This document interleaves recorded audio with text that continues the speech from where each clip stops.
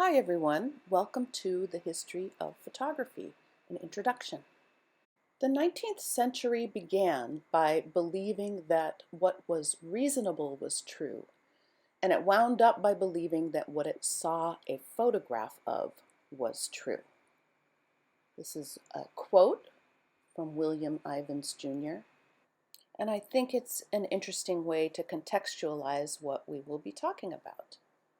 Obviously, we are inundated with images. We exist within a chaos of imagery. The photographic image is everywhere. So here's an image of Times Square, New York. Photograph demands our attention, its visual character taking the stage over the other sensory experiences such as sound, smell, and taste. And here's another image in Southern California. So we can scarcely drive down the street without being inundated with images. We have cell phone cameras, we have video, Skype, iChat. Everyone has a camera of some sort or another. We are a culture of pictures. We see images of events almost as they happen in real time. In 1859, Oliver Wendell Holmes described photography as the most remarkable achievement of his time because it allowed human beings to separate an experience or a texture or an emotion or a likeness from a particular time and place. And then it would still remain real and visible and permanent. This is an image of the camera obscura. The camera obscura used as an aid for drawing for centuries, in fact. The mechanics of which had been known all the way back to the ancient Chinese. So we will look more at this device and some other devices of photographic invention in the next lecture. This is thought to be the world's very first photograph, made by Joseph Niepce in 1826, view from the window at Le Gras. And this exposure was 8 hours long.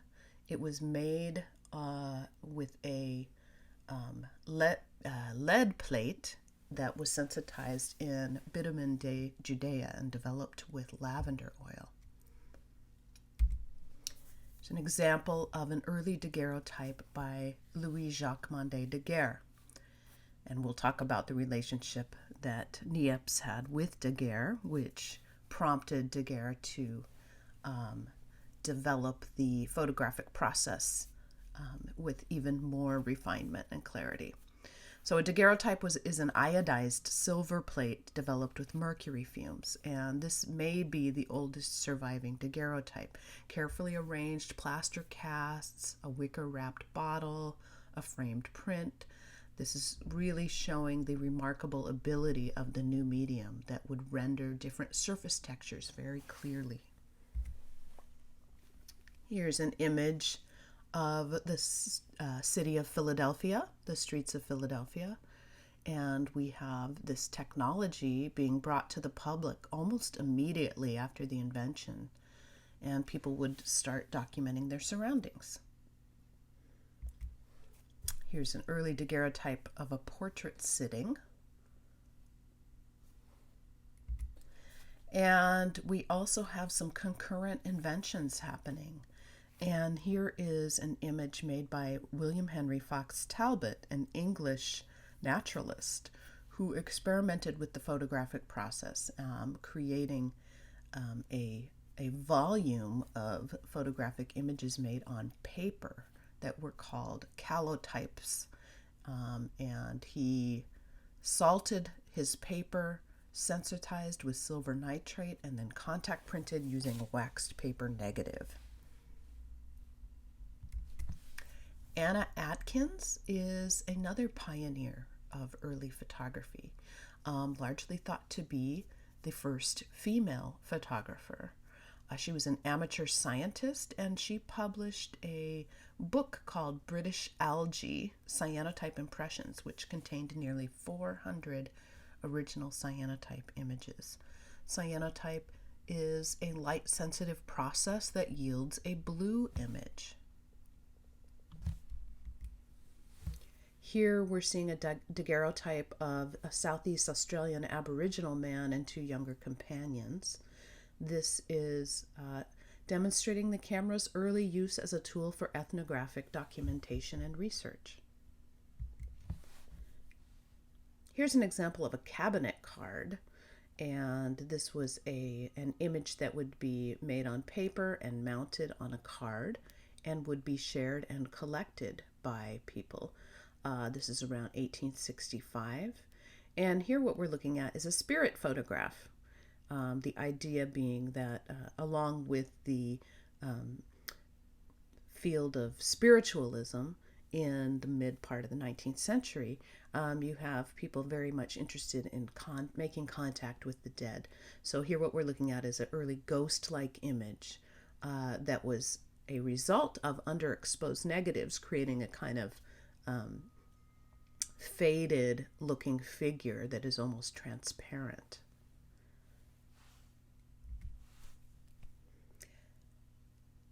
Here's an absolutely beautiful example of two negatives being put together. This is 1856 or so by a photographer named Gustave Legray. And so it's an early example of what's called combination printing. And this is a interesting idea, certainly given like the world of digital images, digital illustration, and Photoshop today.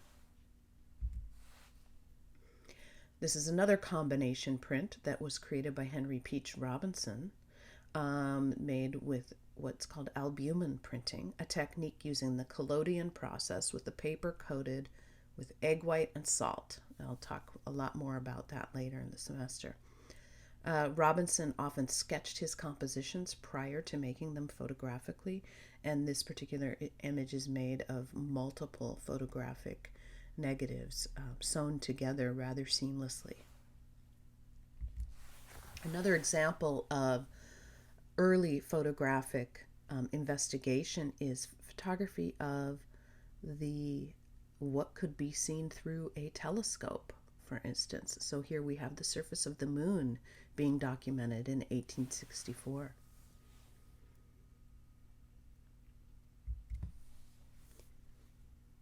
And another application of science, perhaps, is what is thought to be the first photograph of lightning, a lightning strike in 1885 by William Jennings. And then I'm going to speed up a little bit and just kind of jump through history. Paul Strand was a photographer in the early part of the 20th century who was known for coining the term straight photography. And his interest was in creating the most crisp, clear, well-defined images that was a very unique quality of the photographic medium above all others. And arising from that area is Edward Weston, who was very much interested in these formal qualities of the camera, the ability for the camera to capture extreme detail. And his work was very much about emphasizing simplicity of form and light and surface. So here we see a photograph of a shell.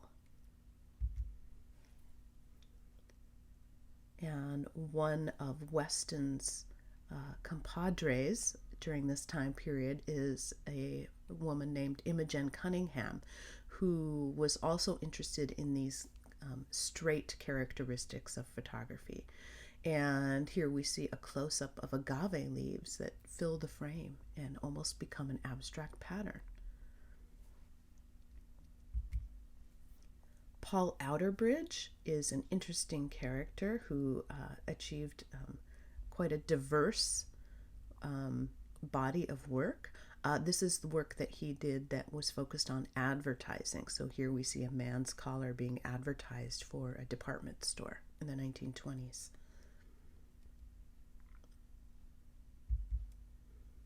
This is a self-portrait by photographer Ilse Bing, made in 1931.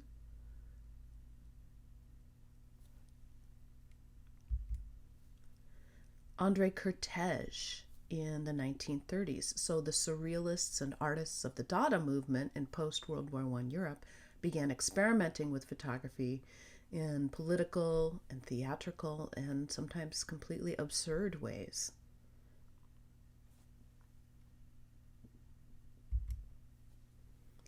And here's an image that probably many of you have seen before, one of the most famous of the 20th century, and that is Migrant Mother by photographer Dorothea Lange, made in 1936. A photograph made while Lange was working for the Farm Securities Administration and documenting the plight of the migrant farm workers in California in particular, but all over the nation. And also working for the FSA is Gordon Parks, who's an African-American photographer from Minnesota, went to Washington, D.C. to work for the Farm Securities Administration, and on his first day on the job made this portrait of a woman sanitation worker in the office building in D.C. named Ella Watson. And another aspect of photography that we're going to look at is war photography. So this is an image made by Robert Capa in 1936. It's that moment right when the man is being struck by a bullet and falling to the ground. So the notion of the photograph as a split second in time, recording a moment that could be observed only in that tiny, tiny fraction of a second.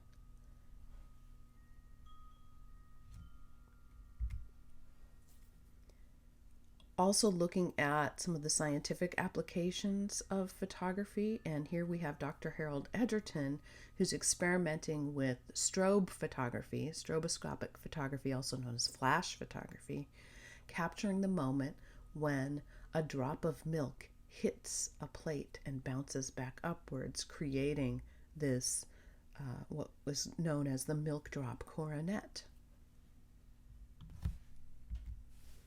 This is an image made by Bill Brandt, an English photographer, in 1949. Very much back to looking at traditions of fine art, reminiscent of painters like Ingres and others.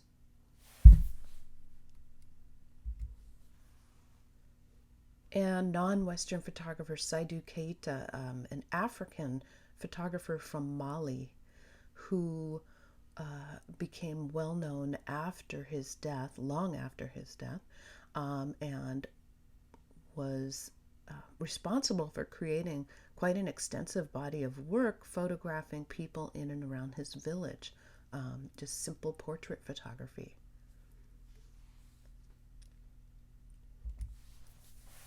This is an image of Roberto Korda, who is holding his very famous photograph of Che Guevara. So this kind of idea that, he happened to be in the right place at the right time, photographed Che, and the photograph has now gone on to be used on bumper stickers and posters and album covers and t-shirts and backpacks, and almost to the point where the meaning is lost. William Eggleston is largely thought to be the first photographer of color photography, that is, that was accepted into the art world in New York. His photographs were quite simple, just simple documentary photographs. Some people would say photographs of the mundane. Cindy Sherman is a photographer, artist who is still working today and has made an entire career out of creating images or scenes, fictional scenes, usually in which she is the subject as well as the photographer, posing herself in this case in fictional scenes reminiscent of old black and white movies, questioning the role of women in American filmic culture.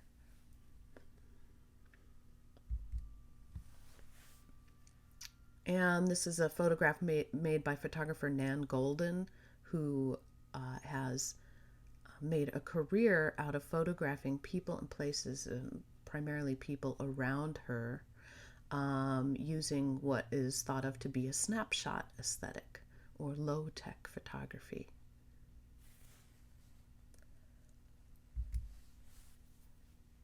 Sebastião Salgado is a photographer, Brazilian-born photographer, who has made a career documenting the plight of workers worldwide, focusing on social issues with his documentary work.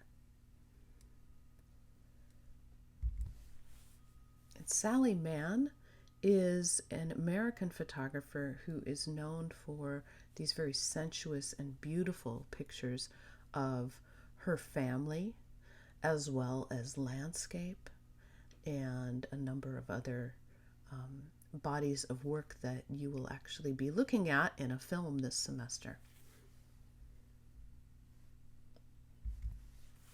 Dawood Bey is an American photographer based in Chicago, and he is known for his portrait work, in this case large-scale Polaroid images, and he focuses on creating portraits of young people, often from inner cities, and schools and other organizations.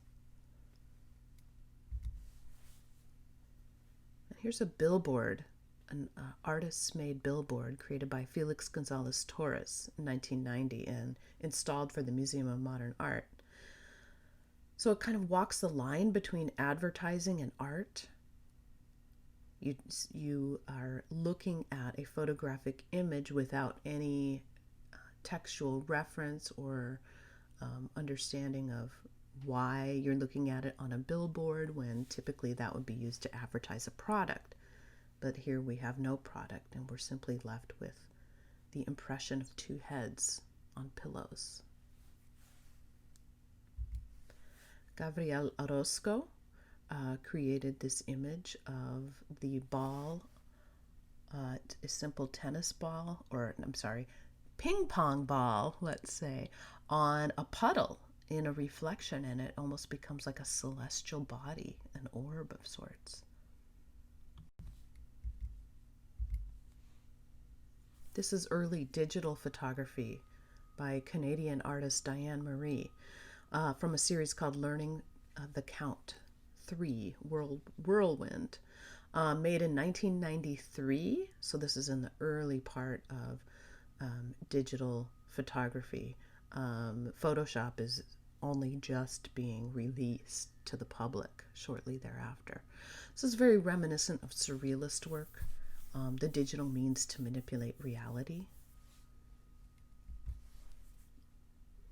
And this is artist Edward Burtynsky with Tailings number 3, a very kind of beautiful but also terrible kind of photograph, using traditions of landscape, but in this case a photograph of pollution, nickel tailings coming from a aluminum plant in Canada. And we'll be looking at photojournalism as well. Here's a very powerful and sad photograph from the Haitian earthquake of 2010.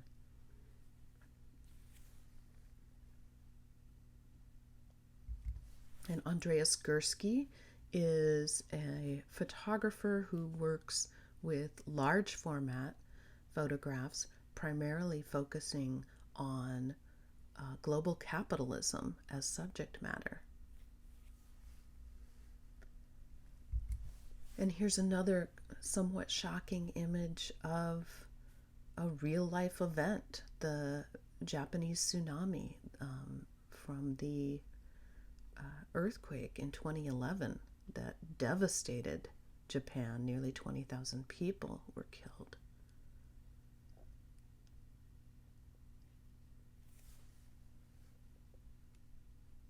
And then finally, one award-winning photograph of 2018 of a woman and her child in the bathtub, of celebrating motherhood.